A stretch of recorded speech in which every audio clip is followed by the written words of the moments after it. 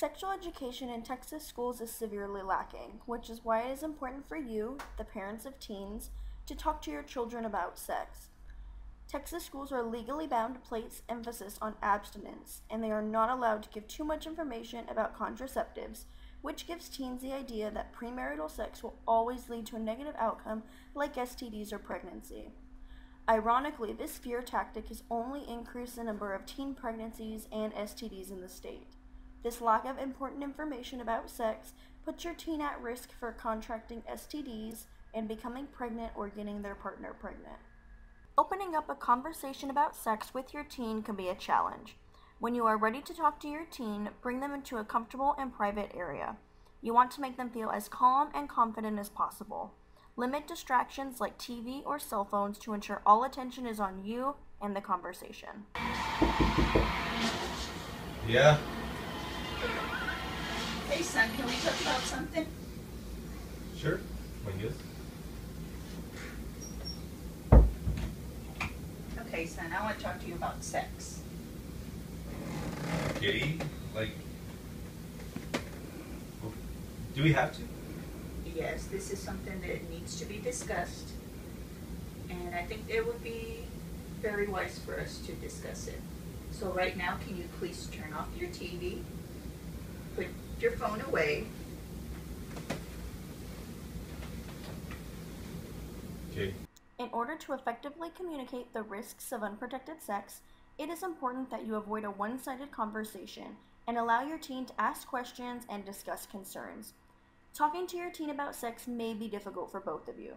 Teens may feel awkward about talking openly about sex to their parents, but reassure him or her that you are not there to judge. You're there to support and teach. I don't know, Mom, if I want to talk about this. Like, I just feel a little awkward and uncomfortable. People don't talk about this stuff with their mom. I don't know. Son, this shouldn't be an awkward situation. And I'm not here to judge you. I just want you to know what I expect from you, and also to give you some information regarding this situation. Okay. Well, then maybe it is best if we do talk about it. It is important to be open-minded during this discussion. Answer any questions, provide real-world examples, and be as honest as possible. Teens may have questions about how sex works or may challenge your own beliefs about sex. In order to show them you are listening to their concerns, echo their speech and then offer an explanation or personal account in response. Don't tell them they are wrong. The last thing you want to do is upset your teen into deliberately defying you. You can share that abstinence is a household expectation, but you do not want to forbid your teen from having sex.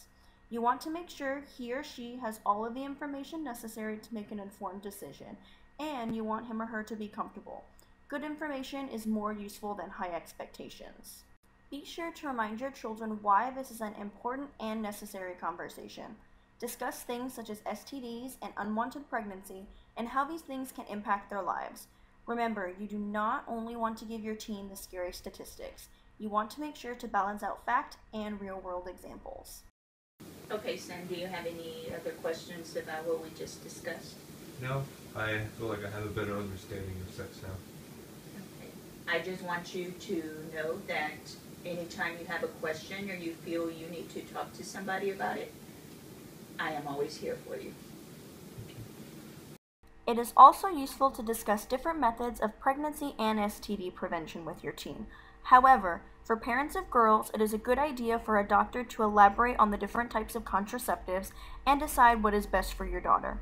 Remember to remind your teen that contraceptive methods, such as birth control and intrauterine devices, are never 100% effective, and that they do not prevent against STDs. Abstinence is the only 100% effective methods against STDs and pregnancy, although it is wise to urge your teen to always use a condom when engaging in any type of sexual activity. It is also useful to discuss the topic of consent with your teen. It is necessary to teach young men and women to communicate with their romantic partners and listen when someone is expressing apprehension about sexual activity.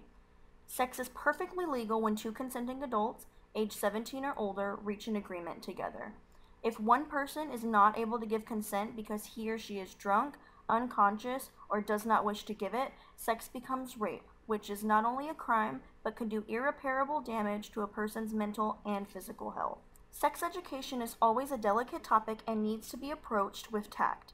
But given the prevalence of STDs and teenage pregnancy in Texas, schools not being able to teach a complete sexual education class are extremely detrimental. It is up to you, the parents, to ensure that your kids grow up with the information necessary to make informed, healthy sexual decisions. If you're not comfortable discussing sex with your child, enlist the help of a relative or close family friend.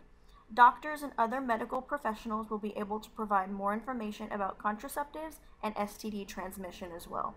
Finally, if you feel that it should be the Texas school system's responsibility to give more information in sexual education classes, contact your local congressman or congresswoman to change the regulations in the classroom.